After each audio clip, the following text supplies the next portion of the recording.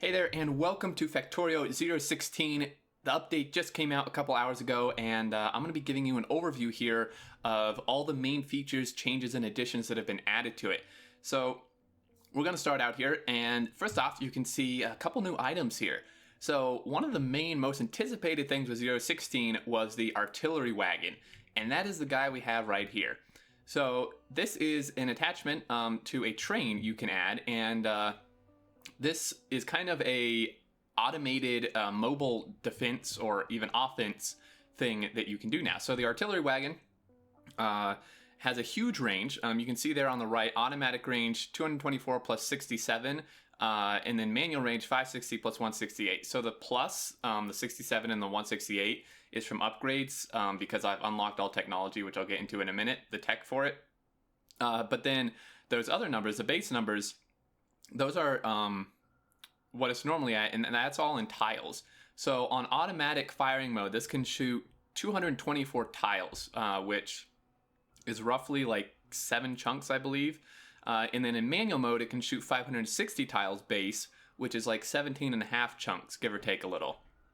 And that's a huge distance, right? So that's pretty awesome. In addition to that, they've also added an artillery turret, which is the same thing as this guy, except it's a turret, right? Now there is, I think, a little bit of a typo here. It has a manual range, but I'm not able to control this manually. I don't believe. Well, I can't get in it, but you do have a targeter, which you can probably use to actually manually target with this as well, which is pretty cool. So those are the two huge things. But in addition to that, you can probably see our terrain. Man, this terrain is so cool. So all new high-res terrain. Here's the map. I've revealed out the map quite a bit. And you'll see there's like more variation in the terrain and all these like little lines and stuff. These are cliffs. This is something huge that they only announced recently. Cliffs, they've added cliffs. So you can see here, we're up on these cliffs and, you know, it's just different levels. Now I will mention a little bit of spoiler. This is not actually a different height. It's a very, very fancy graphics work. The cliff face here is essentially just a wall. So there's not actually height in the game still, but it sure feels like it. Like it, you know, if you kind of tone your mind, it feels like I'm running up, you know, and I'm up high, I'm on the high ground. So this is really, really awesome. And these are all throughout the map. That's what all these like little lines are and stuff. And I've set them to high. This may seem kind of intrusive, but I set them to high just for demonstration. And then on top of that, we do have this new cliff explosives. And this is a new item they've added for you to get rid of cliffs if you want. So we're going to go over here and test it out.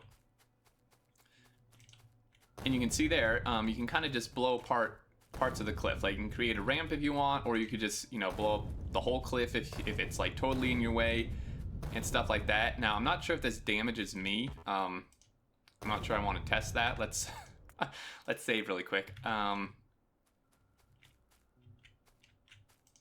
Okay, it doesn't actually damage me, which is pretty cool. So it only activates on cliffs. So those are like the two main things. The artillery wagon, artillery turret, and the cliffs and terrain. Like the trees are cool. They look really nice.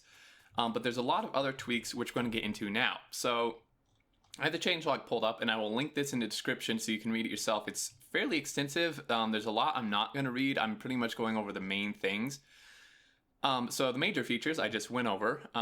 So next feature is a train block visualization, and this is with signals, which is really cool.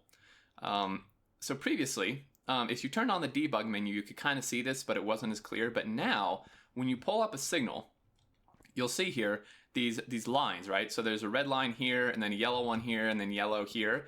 This is demonstrating the blocks between signals, right? Signals create blocks. So this is a block in between these two, and then a block behind it, which is just will go forever until I place another signal, and then this one as well, which only ends because the rail ends. But if I do this, it's another block, and it gives a different color, you know, and I can even do stuff like this and make it a little more complicated, and it will you know, show that like, okay, well, this is now a block in here and stuff like that. So it will help a lot when creating junctions, or if you're new to Rails and having problems, this will, you know, kind of help you visualize that better. But you do have to pull up a signal to actually show that. Train schedules and weight conditions can be arranged by clicking and dragging, which is awesome. So I've set up a train here just for 2 dummy stations. You can see I can now click and drag these, which is so huge, guys. Like before now, you would have to like delete some and then like click this one and click like next to add a new one below it. But now you can just add them, and if one's out of order, you can just simply click and drag it. Same with the weight condition. So if I just do like this, I can just arrange them. Not that that really matters, because that's an and or thing, but that's really, really awesome. So new mini tutorials, construction robots. They added a mini tutorial which will pull up when you place a roboport for the first time. I've already done it, obviously, but it'll pop up and you can go through a mini tutorial for robots. And then belts, underground belts, and splitters can now fast replace each other, which is really nice. You will have to be a bit careful with it, though. So I've set up a little demonstration here. So undergrounds, if you do this, it'll do that, which I think was already in the game, already in 0.15. But the new thing is instead of having to pull up these undergrounds, you can just do this and it'll just get rid of them. Same with a splitter, just drag over it. Same with a splitter on top of a belt, boom. You can just place it without having to get rid of the belt first, which is super nice. I'm not actually sure if this works with undergrounds and splitters. We can find out. Okay, so, but it kind of leaves the other end. So you will have to do that, but you could just reconnect it like that. But you will have to be careful, you know, because if you're like upgrading a belt, you know, you can normally just run and drag over a belt to upgrade it. But if you're not careful, you're just going to get rid of all your undergrounds and splitters, whereas before you can do that. So you do have to be a little cautious with that, but it is a really nice feature for sure. Roboports now provide the repair packs they have for other robots to use. So previously, packs inside a roboport here could only be used by the bots like from that roboport, but now they can be used by any bot, which is super nice. Logistic request tooltips now show the count of items in the requester on the way and in the network, which is really, really cool. So that's super nice. The player main inventory can now be filtered. Thank God, man. So if you filter this, you should be able to filter this. Maybe not. Maybe that's not. My main inventory can be filtered. I don't know why it's not letting me actually filter that. Oh, I didn't reset my hotkey.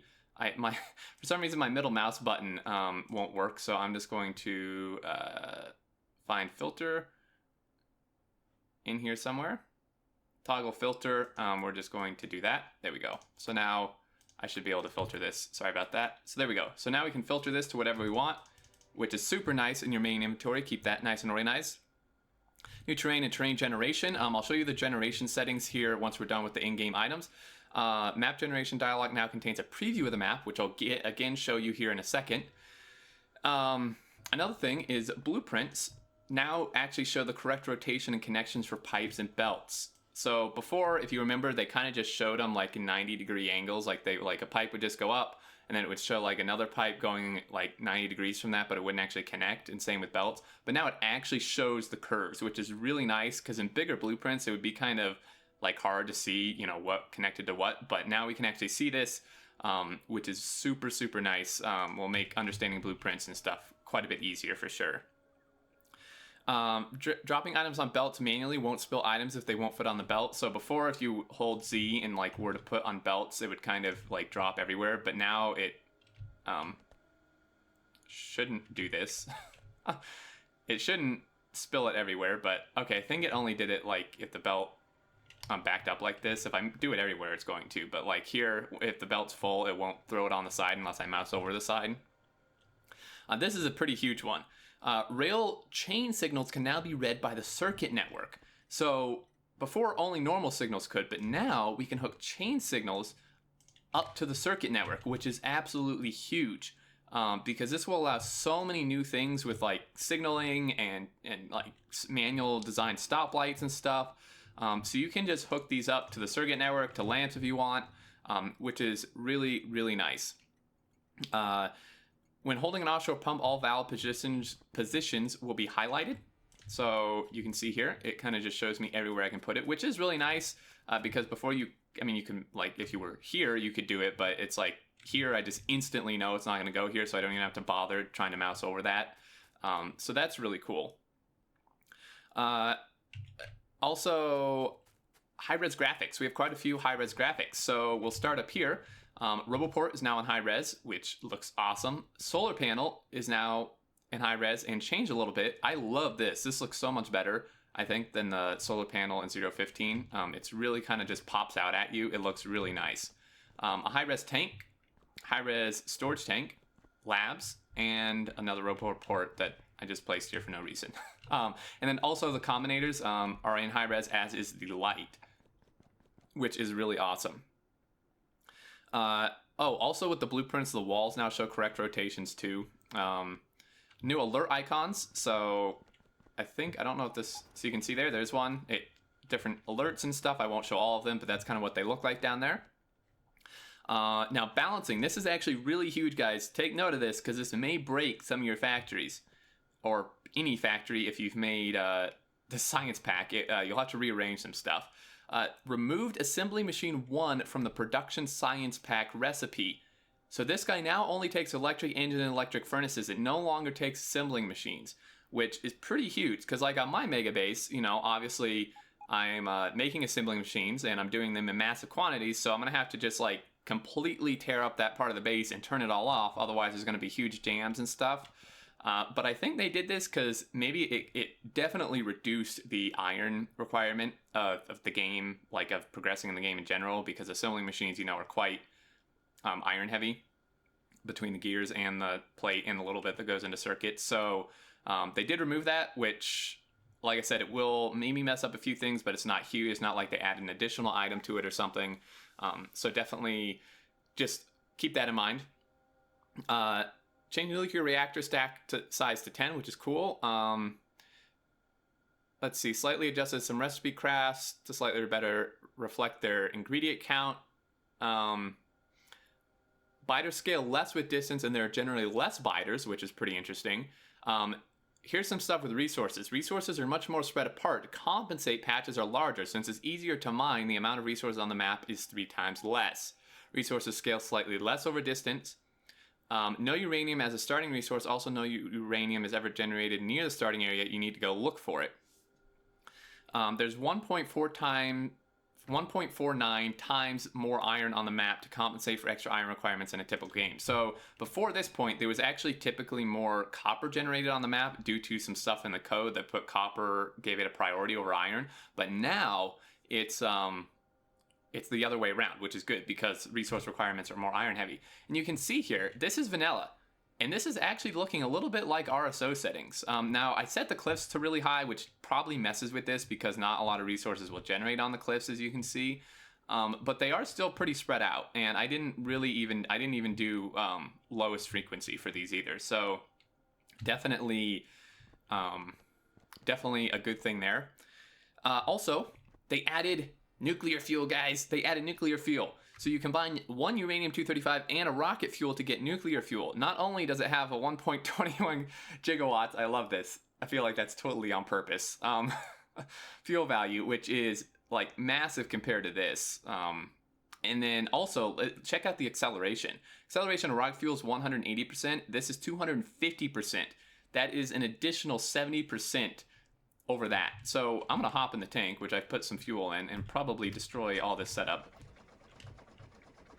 I mean, look at that acceleration. Like, we're already almost at top speed in this thing. And in a train, it'll be the same way. Now, you can't bulldoze cliffs with a tank, by the way. It's just going to crash. But, yeah, I mean, this and trains is not going to be good news for me. If you know anything about my reputation with trains, this is going to be terrifying. But you can get your trains accelerating even faster, which will help for throughput and just getting materials around, which is super nice. Also, for the cliff explosives... the recipe for those is 10 explosives, 1 grenade, and an empty barrel.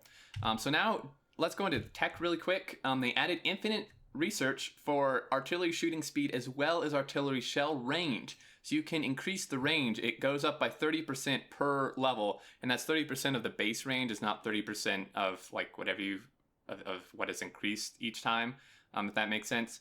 It scales like RoboSpeed does, so it's going to double each time the cost. So it is quite expensive, but if you have a big base, you can definitely get it up there. So that's the atomic bomb. Let's just search for artillery so we can check out the research for this guy. Artillery, here we go. So this unlocks everything. It's 2,000 packs of each type, but it does unlock everything. And now, let's test this, all right? Kept you guys in suspense. So this will manually target anything within a certain range. So here are artillery shells, 500 explosive, 500 physical, and they cost 4 explosive shells, a radar, and 8 explosives to make. If we stick one in here, now I'm not sure if there's actually a biter base within range for this guy. Oh, here he goes. Oh man, and the shells light up the map as they shoot. Check this out. Watch this on the mini map, and then I'll go to map view. So he's turning, boom. Check this out. It's so cool. Now, a note you can notice here, biters will aggro on what shot them, even at this distance, so they will be coming for you. So you will want to set up some sort of defense wherever your artillery is, because they will aggro on you. I aggro on the thing that shot them and come and try to attack it, so I'm just going to put a turret here so we don't die. But also, you can manually target, right? So if I stick this in here, and then and this is going to be a lot higher range. Oh, well, it looks like he's just going to fire on his own. Oh, there we go. Oh, he's going for a big base over here. Okay, so it looks like the splash isn't all that high, actually. I expected it to kill these 2 spawners as well, but it looks like that's not the case. But you can manually target as well, and like I said, that will give you a much higher range. Now, these only stack in ones in your inventory, but they will stack up to 100, I believe, in here. So if I take this, I could manually target something. Like, you can see there, I've manually targeted that, and he's shooting there. I mean, his attack speed is actually fairly quick, like, for an artillery thing. You can see I am just, like... Oh, there we go. So that splash killed it. So I can imagine having a ton of fun with this, playing some whack-a-mole with this. Definitely some cool PvP opportunities as well. So let's see anything else. Creating blueprints and using deconstruction planner and zoom to world map mode now skips entities covered by fog of war. Change default autosave interval from 2 minutes to 5 minutes. I'm just seeing if there's anything else. Oh yeah, here's an important one, guys. Copy and pasting from an assembler to a requester chest. Normally, it was, I think, 2 times the recipe ingredients, or maybe it was 10 times. I don't exactly remember. But the important thing here is it now scales with the speed of the assembler, right? So if I do, you're apparently dying here. Oh, that's not good. There we go. If I do this, if I copy to here, you can see that's what it requests, right? However, if I clear this and I throw in some speed modules and do this, you can see it's now gone up, right? So it scales with the craft speed of the assembler and stuff, which is really, really cool. Definitely helps a lot. Also, back to chests. Here's a very important one. I probably should have done at the beginning, but I'm so excited I forgot. Buffer chests. So these are new things. These act kind of like a requester and a provider at the same time. So you can request things to them, right? So you can request stuff to them, and they're still available to the logistics network. So normally with a requester, right, robots can't take from a requester. They only can bring to it. But with this guy, they can bring to it, and then robots can also take from it. So this can be good for, like, bot bridges potentially, you know, or requesting stuff to, like, a far side of your base to then be transferred somewhere else instead of having to do, like, a requester to a provider. Because this will request stuff, and then the bots can pick up from it as well. It can also be really nice for supplying you, your character, because it will, you know, like if you're somewhere and you want items, right, you can have them requested here, and you don't have to actually go to the chest and pick them up because the bots will bring from the chest to you. So it's a really nice thing. I'm not sure all the strategies yet. Obviously, I haven't really had time to play around that much with it, but it's definitely going to be something fun and different to play around with. Now, I believe that covers most of the things. I do want to hop out. Oh, there are some optimizations really quick I want to cover. And these optimizations, if you're big into these will be great. If you don't really care, then it'll just take a second here. Improve performance of transport belts by about 5 times. So belt optimizations was a huge thing for 0.16. Belts are about 5 times more game performance efficient. So your big belt bases should run way, way better now. Added prefetching of the next entity in the update loop, improving overall update performance by approximately 10%. Improved item manipulation, 4% effect on overall performance. They improve furnaces and assembling machines, about 2% effect on overall performance. Performance of electric network transfer more than twice is good, so 10% effect on overall performance. They improve smoke 2.5% on overall performance of logistic and provider chests, performance of blueprint previews, and improve game startup time when a sufficiently powerful computer is detected. So tons of more optimizations as well.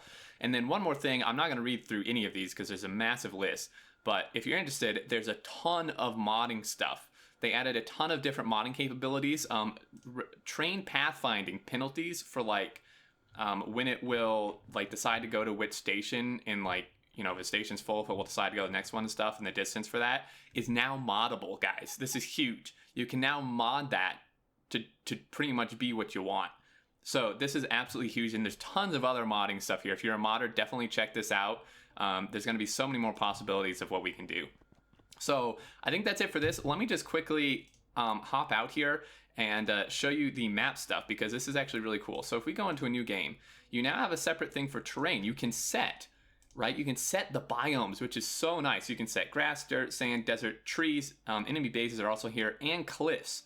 So you can set the frequency and the size of cliffs. There's not really a richness thing. From very low to very high on both, which is awesome. Or none. You could just get rid of cliffs, which is super good as well if you want that. And then this is where you modify the starting area. Advanced settings, the same. And then resource settings as well. But what I'm going to do, right? So if we just set this to like, I mean, we can just do whatever we want. So if we just do very big or something, and we can generate a preview. So check this out. It takes a second, but you can see. So here's all of our cliffs. Here's our resources. Instead of having to load into a game and then reveal out the map to see if resources are what you like, and then exit and then reload, and it also gives you a seed right here too. You can just generate or even just regenerate a new map and then close and change settings, which is so much faster. And this is just default vanilla settings, and the resources are more spread out. Still a little too close for my personal liking, but this is much better than just the like cluster of resources you would get before. So you can see here, I mean, our starting area was right in here. You can see the cliffs. I could just regenerate it if I want. Totally different map, same settings. And boom, there you go. That's a lot of uranium. Anyway, I think that's going to do it, guys. That's the main things. Let me know if I missed anything. I hope I didn't miss anything major. I mean, I missed some stuff, but I tried to cover the major stuff. I hope this was helpful and you enjoyed. If you did, feel free to leave a like. Leave any thoughts or questions or anything you have down below. I appreciate you watching, and I can't wait to start actually playing 0.16. I hope you guys are as excited as I am. Anyway, until next time, I look forward to seeing you all, and do take care.